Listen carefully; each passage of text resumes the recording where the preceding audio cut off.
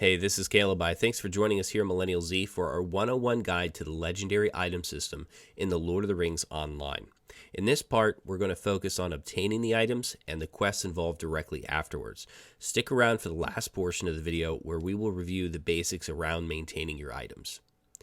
To get your LI, you'll have to complete the epic storyline covering the introduction to Moria, and to do that, you're going to need to go to a Cad Dunan in Eregion at a minimum level of 45, though it is a level 50 quest, so keep that in mind.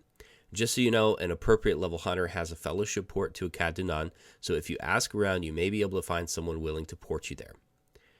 The quest will take you into the zone of the Walls of Moria and has both the main epic storyline as well as a few optional side quests.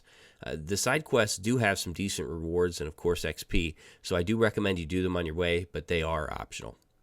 The story features a group of Dwarves looking to join Balin's expedition in reclaiming Moria and finding Mithril, though unfortunately we know that they're not going to find what they're looking for. We also know that this guy really should not be throwing rocks into that water. You'll do a few quests to establish the story and introduce some characters that will be with you throughout the epic story in Moria and eventually Mirkwood. Then, you're going to enter an instance and face an enemy that you cannot defeat with your current weapons. After a retreat, you are given a choice to your first legendary weapon with hopes that after you give it some TLC, you may be able to defeat this previously undefeated enemy. Legendary items were introduced to the game when Moria was and add a bit of complexity and depth to the customization of your combat.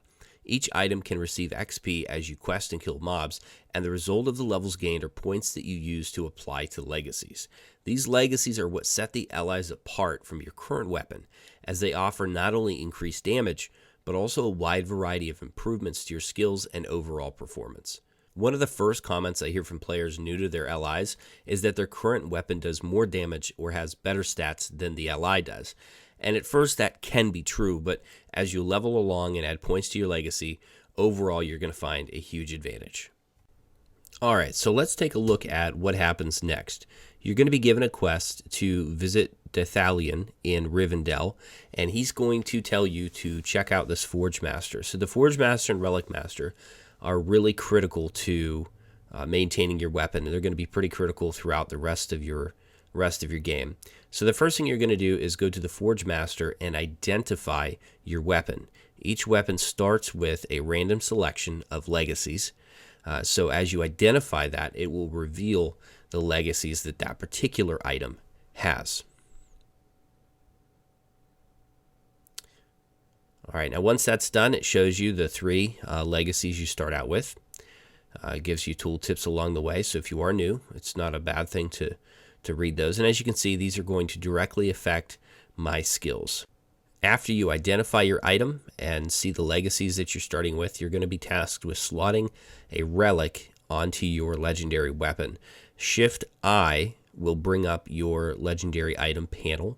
You can see that you can actually have multiple legendary items slotted at one time, and you can control which ones will gain XP or have all the XP spread across them, but we'll cover that more later. You also see in this little area here, you have different settings, gems, runes, as well as crafted settings as well. And so as you take a look at these, you'll see they have different stats. These were quest rewards, so you can choose which one is appropriate for your character.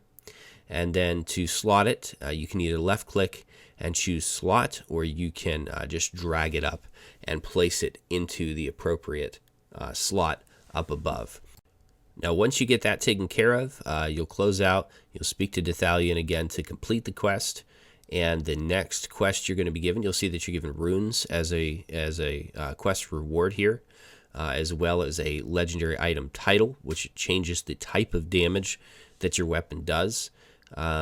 But you'll also be given these runes, and your next quest is going to be to slot those runes.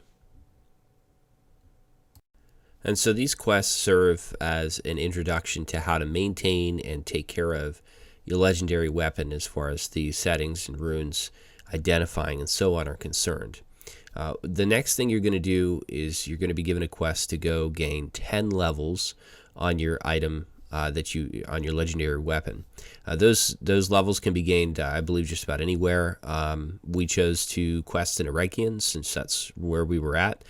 So we headed back to Gwingris, picked up some quests there, and really did not take very long at all to slam out those 10 levels. Once you're done, you're going to find your way back to Dethalion in Rivendell, or they give you another option. You can talk to Waffy in Thorns Hall. This time it's going to be a bit simpler. You're just going to speak with a Forge Master, and this time go to the Reforge tab and reforge your item. This will allow progression through the next 10 levels, and you're going to need to reforge this item every 10 levels of XP as you quest. But it's not too bad. Generally speaking, there's Forge Masters and Relic Masters in most of your quest hubs, where you can just real quickly, if you're going to sell items, you're going to repair, and just get in the habit of reforging your item as well. Once you've completed that, you're going to get instructions to head back to Acadunan and speak with Rathwold outside of the entrance to the Walls of Moria zone. And you'll then be able to finish the ending instance where you use your newfound and newly leveled up legendary weapon to defeat the boss you fought in the first instance, at least driving him away for the time being. Afterwards, you're going to be allowed entrance into Moria, and you'll also be given your second legendary item. Every character has 2, so you're given 1 of each as you enter. Now, as you level these up, we'll give more details and information later, but they are going to be replaceable. You'll replace them every few levels at first, and eventually, if you get a good enough one, you can hold on to it for about 10 levels, and then once you hit level 100, you're going to want to look at imbuing your item, but that is for another section.